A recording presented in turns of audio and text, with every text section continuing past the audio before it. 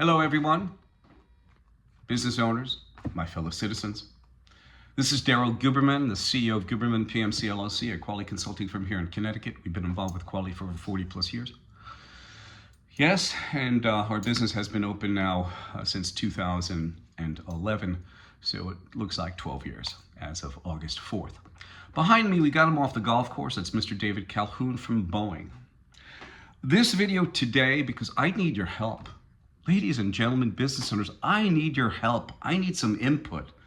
Because in a quality system, in order for you to be running a system, you should have processes in place, actionable controls to mitigate quality issues that arise. You have to follow processes and engineering specifications, especially building an aircraft like Boeing does. And the ISO standards are supposed to assist in the development of your systems into a more robust, and I hate that word because when you say robust, it's a failure. Many times I apologize for the word robust, but you hear guys like him talk about their robust quality system. But today, this is about Underwriter for the International Accreditation Forum Incorporated in Delaware, which is an organization that harbors accreditation bodies worldwide, and the International Laboratory Accreditation Cooperation, which is out of Australia. The IAF is incorporated in Delaware. So Underwriters for IAF and ILAC, ANSI-ANAB, the American National Standards Institute, which has been around for over 100 plus years. And you have ANAB, the American National Crediting Board, whereby ANSI took over complete control over ANAB in 2018. So you have underwriters for the IAF and ILAC, ANSI-ANAB, appear culpable for Boeing's failure in quality in the 737 MAX. We hit upon the 737 MAX because I have to ask the attorneys, when you see this, you have to have actionable controls again in the system to keep and mitigate from having quality failure or things escaping.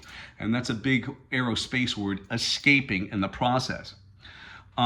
If you don't follow process and control specifications, you have a quality system that is out of control. And the ISO standards, like AS9100 for aerospace, is supposed to be part of that homogeneous culmination of the process specs that Boeing has and the specifications and the bond controls, and harmonize it together so that you have a perfect product or close to perfect product. In 2009, an article came out in AV Web concerning the FAA. The FAA is culpable as well, and you will see why. The FAA grants Boeing more autonomy on certification. Boeing's commercial airplane division, to self-certify its own aircraft. And the Seattle Times authority extended to Boeing under the new system, which the system is the Organizational Designation Authorization. You hear that? Unbelievable. Allows Boeing employees to perform tasks on behalf of the FAA that include oversight and testing and product standards, along with certification of aircraft technologies and new aircraft designs.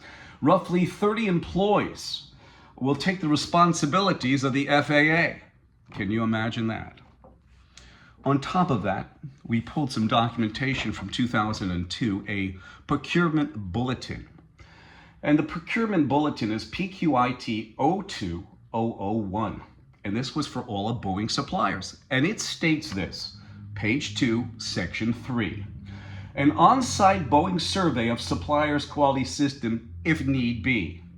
Our preference is to deal with proven suppliers with excellent quality performance and not have to do on-site quality system surveys. Now, this was 7 years before the FAA gave them carte blanche, succeeded inspection to Boeing.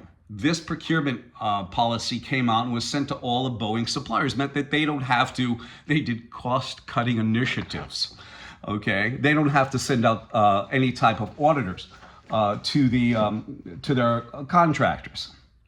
Let me get into this now, so that this is more palatable for your mind. You have ANSI, the American National Standards Institute, is a private, not-for-profit, non-governmental entity which has federal agencies and corporations on board.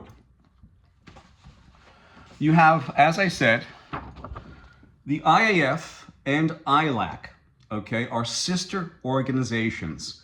One and the same, the International Accreditation Forum Incorporated in Delaware and the International Laboratory Accreditation Cooperation, which is in Australia. You have the factor that ANSI-ANAB sit on the IAF, okay? ANSI-ANAB are underwriters for the IAF and ILAC, underwriters, which means they take all legal responsibility for failure in the system. ANSI and ANAB, if you ask them, they will say we only certify the system, we don't certify the product. But by them being underwriters, that is off the table. We have a failure pyramid, if you want to know. I will definitely send this to you. I'm not going to go into depth because they'll take too much time, but I will gladly send this to you, showing you that the underwriters of ILAC and IAF are ANSI-ANAB. I've got it off several federal contractors that say ANSI-ANAB are underwriters for the IAF. We have Boeing. We have Boeing, of course, and Boeing sits on ANSI's board. Boeing sits on ANSI's board. They sit over right by the FAA. I have something to add. Is something wrong? Ladies and gentlemen and business owners, please write me. Do you find something wrong with Boeing and the FAA sitting so close?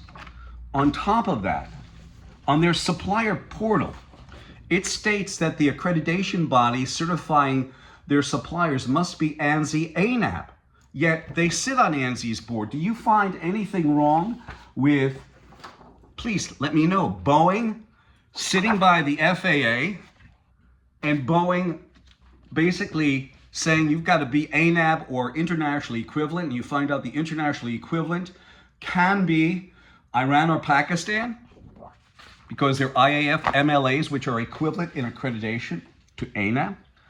Not only that, okay, there has to be proper procedures in place, shouldn't there? To mitigate any sort of quality issue. But we have this. We have the factor that Boeing was fudging documentation on their aircraft. And Kobe Steel, their supplier, was fudging documentation too. So what is going on here? Their underwriter, ANSI-ANAB, are responsible for this. Yes, they are.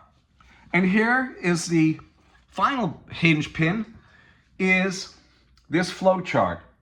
The flow chart, as you can see, ANSI-ANAB are underwriters.